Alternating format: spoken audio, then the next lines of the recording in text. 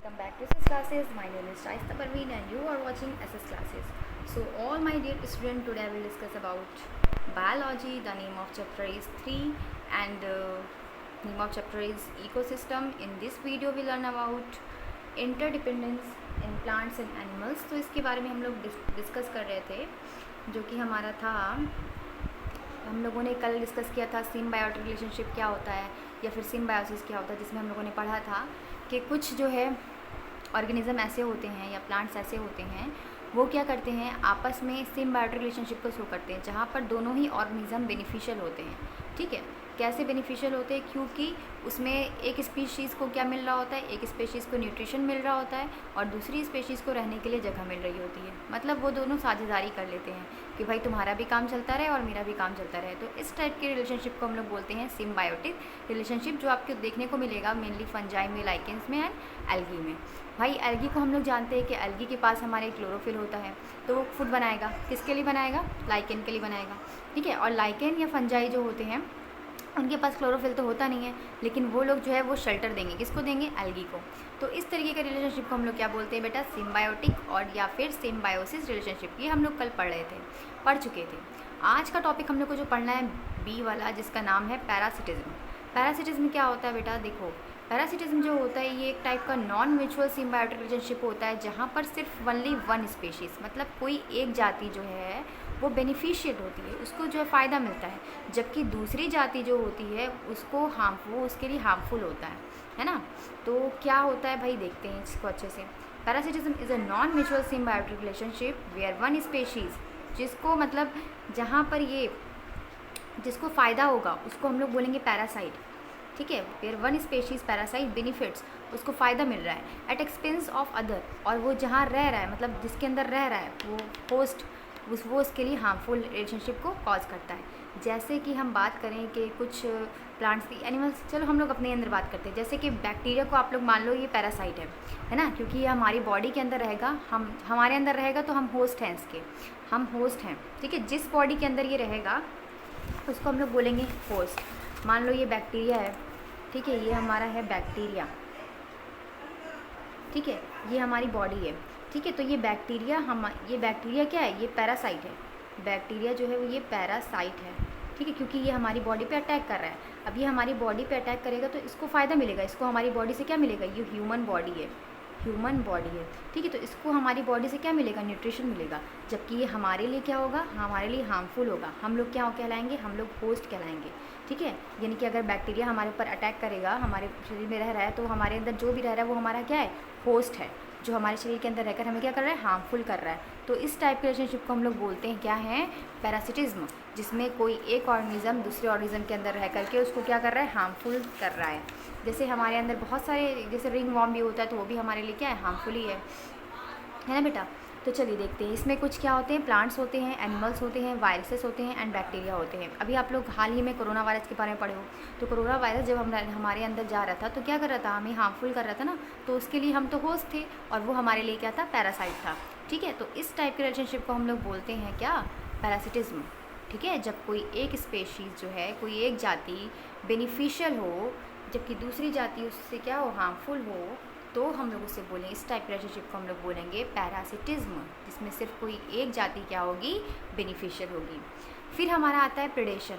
इसको हम लोग को पढ़ना है प्रेडेशन। प्रेडेशन जो होता है ये भी एक टाइप का इंट्रैक्शन है, जहाँ पर एक ऑर्गेनिज्म जो होता है वो प्रेडेटर होता है, जो ईट करता है, ठीक है, जो खाता है, all or the part of body another organism the prey. ठीक है, किसी दूसरे ऑर्गेनिज्म के सारे बॉडी पार्ट को खाता है, जिसको हम लोग बोलते हैं प्रे, यानी कि जो खाया जा रहा है। जैसे मैं यहाँ पे एग्जांपल के तौर पे आपको बताती हूँ। एग्जांपल तौर पे ये मान लो ये डियर है, ठीक है, ये हमारी डियर है। ठीक है, ये डियर जो है वो हमारी प्रे है। क्या है ये हमारी प्रे है, जो किसके द्वारा खाई जा रही है? ये खाई जा रही है लॉयन के द्वारा। ठीक है, लायन, जो लॉयन है वो प्रेडेटर है। क्या है वो? प्रेडेटर। और डियर क्या है? प्रे है, क्योंकि भाई लायन को कौन खा रहा है? डियर खा रहा है, तो डियर जो खाया जा रहा है उसको प्रे बोलेंगे और जो खा रहा है उसको बोलेंगे प्रेडेटर। ठीक है, इतनी बात क्लियर हुई? चलो अब देखते हैं। So it is a interaction in which one organism the predator eats all or the part of another organisms the prey. So ये जो है एक तरीके का इंटरेक्शन होता है जहाँ पर कोई एक ऑर्गेनिज्म प्रेडेटर के सारे बॉडी पार्ट्स को खा लेता है, ठीक है। जहाँ कोई प्रेडेटर जो है वो सारे बॉडी पार्ट्स को खा लेता है किसी दूसरे ऑर्गेनिज्म के, जिसको हम लोग बोलते हैं the prey.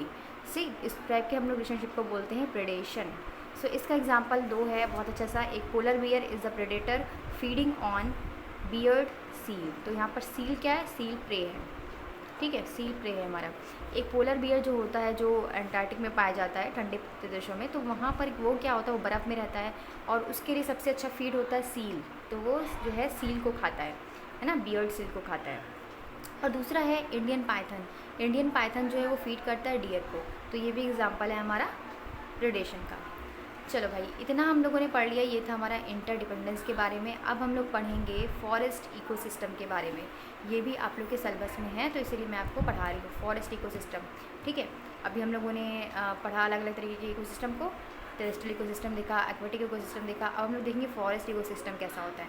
So forest ecosystem जो होता है वो फंक्शनल यूनिट होता है, system which consist of soil, किसी बना होता है, मिट्टी से बना होता है, ट्रीज़ पेड़ों से बना होता है, इंसेक्ट से बना होता है, एनिमल्स होते हैं, वहाँ पे बर्ड्स होते हैं, मैन वेंस भी होते हैं, इंटरेक्टिंग यूनिट्स, तो मतलब बहुत सारी चीज़ों से मिलकर बना होता है। फॉरेस्ट इकोसिस्टम एक फंक्शनल यूनिट है जहाँ पर एक सिस्टम काम करता है जो बना होता है सॉइल से, मिट्टी से, ट्रीज से, कीड़ों मकोड़ों से, एनिमल्स से, बर्ड्स से, मैन से, as it interacting units, okay.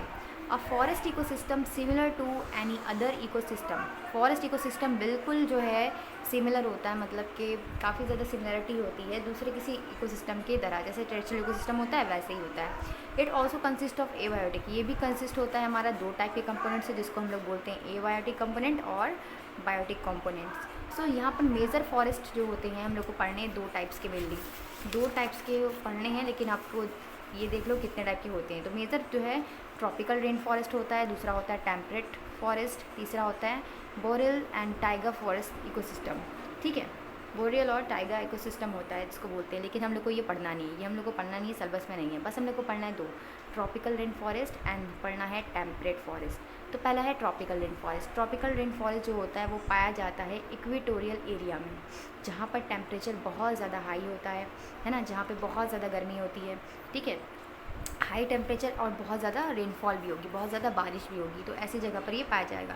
Basically आपको पूछा जाएगा कि ट्रॉपिकल रेन फॉरेस्ट कहाँ पाया जाएगा, तो आप लोग बोलोगे tropical rain forest are found in equatorial area, जहाँ पर हाई टेम्परेचर है, जहाँ पर हैवी रेनफॉल है, वहाँ पर ये पाया जाएगा। So these are found in north and south America, ठीक है। कहाँ कवर पाया जा रहा है, सेंट्रल अमेरिका में पाया जाता है, सेंट्रल अफ्रीका में, South East Asia and several island of Indian and Pacific Ocean में भी ये पाया जाता है, ठीक है, of Indian and Pacific Ocean. So फिर यहाँ पर है कि रेन फॉरेस्ट जो है, रेन फॉरेस्ट अमेज़न रिवर का जो बेसिन है वो ब्राज़ील में है, और ये सबसे लार्जेस्ट फॉरेस्ट है पूरी दुनिया में, पूरे वर्ल्ड में।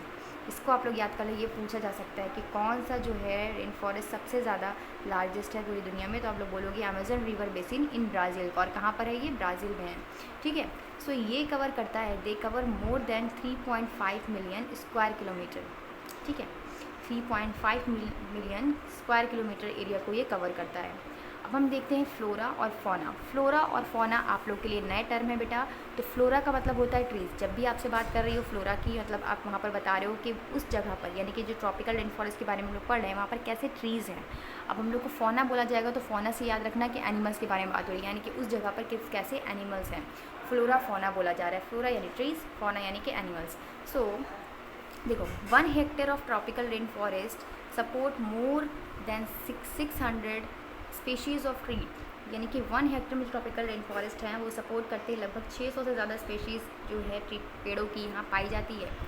मेजर फ्लोरा जो है यहाँ पर, मेजर जो ट्रीज़ यहाँ पे ग्रो करते हैं वो कौन कौन से हैं, मेनली कपक है, मगोनी है, रोज़वुड है, फर्न्स मॉजेस है, एपीफाइट्स है, ऑर्चिड्स। ये सारे आप लोग को याद करने, बस 2-3 याद कर लेना, ज़्यादा याद करने की ज़रूरत नहीं है आप लोग को, ठीक है। मेनली आप लोग को याद रखना है कि कौन कौन से जो है मेनली हैं, तो बहुत ईजी वाले याद कर लेना, एपीफाइट्स, मगोनी याद कर लेना, फर्न्स याद कर लेना, मॉजेस याद कर लेना, रोज़वुड याद कर लेना, ये सब ईजी है।